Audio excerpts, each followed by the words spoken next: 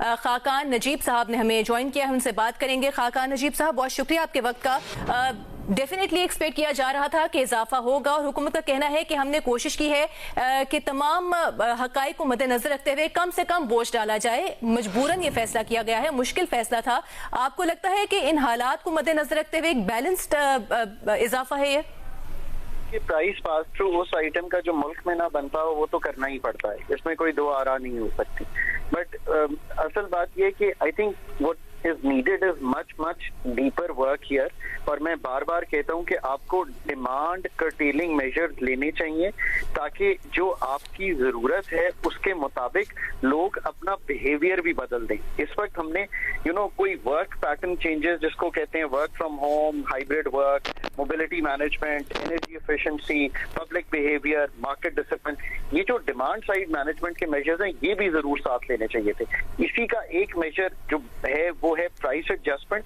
Price adjustment अगर ये मेरा ख्याल है 15-20% हुई होगी on the price of the actual petrol and the diesel, क्योंकि बाकी तो 85 रुपए आपको पता है इस पे आता है हमारा, जिसको हम कहते हैं the petroleum development levy. Price pass through ना करने का तो कोई और जवाब हो नहीं सकता, इसी से कुछ बिहेवियर जो है वो मैनेज होगा।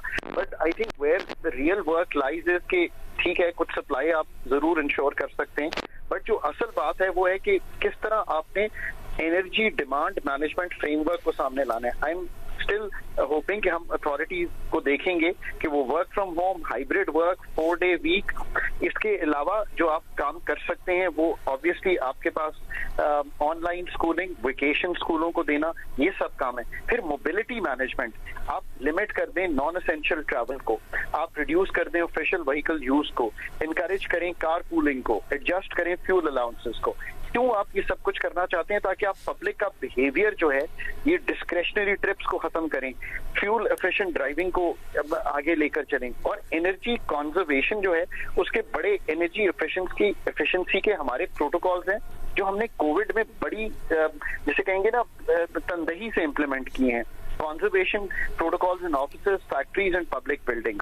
So what the government has done is part of this framework जिसको market discipline कहते हैं, जो transparent price adjustment से आती है। इसमें तो कोई शक नहीं है कि ये करना चाहिए था and rightly उन्होंने पास किया है। कुछ एडजस्टमेंट मैं समझ सकता हूं कि अगर पेट्रोलियम डेवलपमेंट लेवी पे IMF से डिस्कस करके कर ली जाती तो that's also possibly something that the authorities could have done. I am not sure कि वो जो 85 रुपए हैं उसमें से कोई एडजस्टमेंट की गुंजाइश बनी है, क्योंकि हम ऑलरेडी आगे ही आ रहे थे। हमें 1450 का हदफ है 12 महीने का। आई थिंक जो पहले 6-7 माह की हमारी कलेक्शन है वो डूइंग वेल बिकॉज खपत ज्यादा आ रही थी, डिमांड ज्यादा आ रही थी, तो उसको देख लें। बट टू इंश्योर कि लोगों पर इतना बोझ ना पड़े, आप अगर ये एडजॉइनिंग मेजर साथ ही लें, अथॉरिटीज कह रही हैं कि हम प्रोविंसेस से बात करेंगे, बट ये भी याद रखें कि अगर हमारे पास लेट से स्टार्टिंग 28 दिन के ज़खायर थे, अगर आप उनको 40 दिन पे स्ट्रेच करना चाहते हैं तो वो स्ट्रेच किया जा सकता था अगर आप ये डिमांड साइड के मेजर्स ले लेते।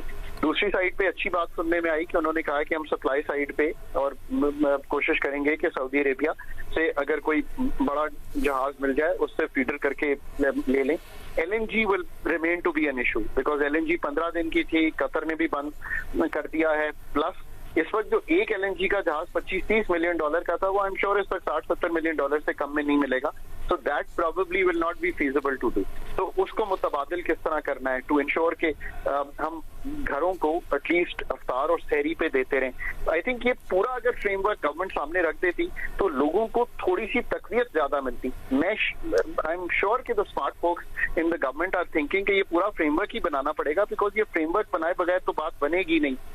प्राइस तो एक जुज है इस फ्रेमवर्क का, यानी कि इन 5 जो चीजें मैंने आपसे सामने रखी हैं उसमें से एक जुज प्राइस एडजस्टमेंट है, उसमें से भी बहुत से और जुज हैं। फॉर एग्जांपल आपके जो की अदारे हैं, OGRA, policy authorities, petrol pumps, dealers, distributors, इन सब की कोऑर्डिनेशन कैसे हो कि जो फरावानी में दिक्कत हमें देखने में दिखाई दी है वो ना आए, वो कैसे हो, और इसको इंसेंटिव से मैनेज करें। आई नो कि पाकिस्तान में crackdown is one way to think about things, but the better way is कि आप इसको प्रिवेंट करने के लिए इंसेंटिव स्ट्रक्चर जो है वो क्लियर रखें।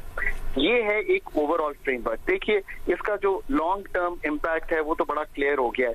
जब तक आप एनर्जी सिक्योरिटी, जिसको कहते हैं कि आपके पास 2-3 माह के जखायर नहीं होंगे अगर आप इंपोर्टर हैं, तो कोई भी जो एक्सटर्नल शॉक है वो बहुत डिस्टर्ब करता है। So that is something that we must be thinking on a longer term basis. तो हमें ये सोचना पड़ेगा ना कि पानी, कोल, हवा, सूरज। ठीक है, खाकान नजीब साहब हमारे साथ ही मौजूद रहेगा। आप कुछ तजावीज़ भी दे रहे हैं, तो हमें ज्वाइन किया है इस वक्त वज़ीर ख़जाना के मुशीर खुर्रम शहजाद साहब ने। खुर्रम साहब, शुक्रिया आपके वक्त का। मुश्किल फैसला था ये हुकूमत के लिए। खाकान नजीब साहब से भी अभी हम बात कर रहे हैं, तो उनका कहना था कि कुछ एक ब्रॉडर फ्रेमवर्क जो है वो हुकूमत सामने रख सकती थी। जाहिर है इसका इम्पैक्ट आएगा, आम आदमी की जिंदगी बहुत मुतासर होगी,